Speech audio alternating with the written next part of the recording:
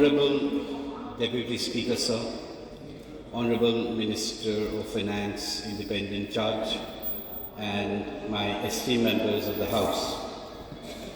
I will not keep you long. I am the 11th among the 19 speakers, and today is the penultimate day of the budget. So mine is a very structured speech. Budget are supposed to be blueprints for progress and not fairy tales of fiscal fantasy. Yet we have before us today a document so detached from the reality that it deserves a place in fiction, not in finance. This is not a budget. In fact, it is a bailout for bad governance, a master class in mismanagement, and a sermon of slogans with no substance. Bengal does not need more of empty promises wrapped in glossy figures. It needs more jobs, more investment, and a roadmap out of this economic abyss. Honorable Sir, if governance were as grand as the government's claim, Bengal would be leading the nation, not bleeding under debt. I oppose this budget because Bengal deserves better. Let us not mistake populism for policy or deception for development. Now let me be brief. On the 17th of February 2025, during the discussion on the Governor's address, one of my esteemed colleagues proudly shared a good news, Sukh Samachar. The good news was that he said that a small tea grower in Darjeeling Hills had scripted history by selling their tea at a world record price of 4,33,000 per kilo, a feat achieved not by a big brand, not by a big house, but small growers, and not even with the first flush. It was a monsoon flush. That was the better narrative. Of course, this was a matter of great pride for West Bengal, for Darjeeling Hills, showcasing the skill, dedication and perseverance of our small tea growers who have defied all odds.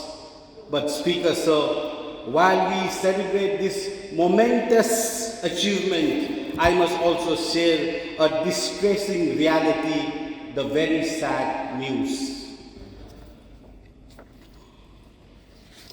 Today, out of 87 registered tea gardens in our region, 13 have been shut down for over a decade, and nearly 5 are at the verge of closure. These aren't just numbers, these are lives, families, and entire communities left to fend for themselves. Hungry, jobless, homeless, and starving. As I speak now, hundreds of tea garden laborers from Panighatta Tea Garden have been on a relay hunger strike for the past 88 days. These workers have given their lives to this industry, are now without wages, without PF, gratuity, or even basic entitlements. And yet, this budget has nothing for them. While I have voiced my concern regarding the constitutional validity of GTA, not GST, Gorkhaland Territorial Administration, it is imperative to address the government's contradictory stance. I look at the 14,876 crore allocated to the Home and Hill Affairs Department, and I am compelled to ask the Honourable Minister, has the government tacitly acknowledged the GTS on constitutionality, leading to the exclusion from financial planning? Where is the revival package for Sikh tea industry or tea garden? Where is the plan to provide land rights to the workers? Where is the policy to ensure that the displaced workers are given alternative livelihoods? Instead, what do we see? We see on the preliminary session of the Bengal Business Global Summit, our Honorable Chief Minister decides to divert 30% of the tea garden land for non-tea purpose, a move that benefits big business, crony capitalists, but abandons the very worker who built this industry with their blood and sweat. Is this justice, Honorable Sir?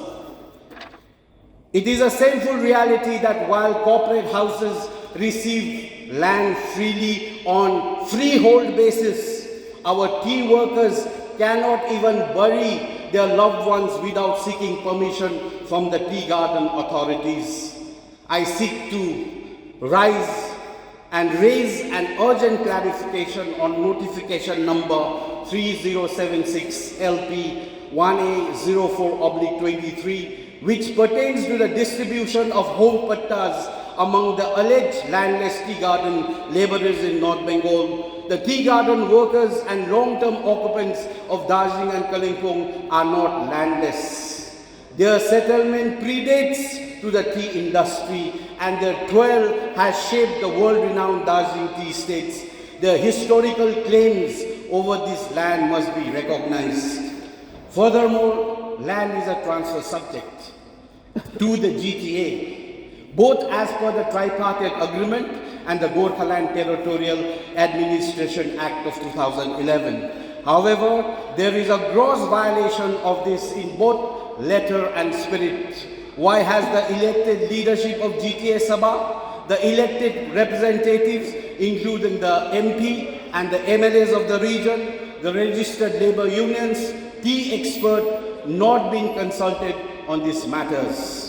With the resumption of survey work under notification number 45492 LP 1A2423, there is a widespread discontent and resistance from tea garden workers. I demand humbly an immediate halt to this forceful, controversial survey process, which is anti-people and is being carried out without transparency, consultation, and historical consideration. Let us all talk about the fiscal management, although I am not an expert to discuss this, but the state's deficit had ballooned to 7,71,670 crores, and the fiscal deficit stands at 73,177 crore, one of the highest in India. Yet, the government continues reckless borrowing with no clear roadmap for repayment. Despite allocation over 1,500 crore for rural roads and 9,600 crore for housing schemes, North Bengal and the hill remains neglected. This is not people-centric budget, this is a vote-centric budget, or document of appeasement and not of development. Honorable Speaker, sir, the total allocation for North Bengal Department is 866 crores. For Gorkhaland Territorial Administration, it is 935 crores. But out of this, GTA has been only attributed 883.75 crores to administrative expenses, that is salaries, and only 180 crore goes for development. Let me remind the Honorable West Bengal government that the West Bengal government collects more than 200 crores from selling of stamps in Darjeeling and Kalimpong. You can understand why our region is so deprived. The budget is not about numbers, it is about priorities. This budget fails to prioritize the people of the hills, the struggling tea workers, and the future of region. If we continue down this path of neglect, history will not forgive us. I stand here today not just as a representative, but the voice of those thousands who have been ignored. Thank you.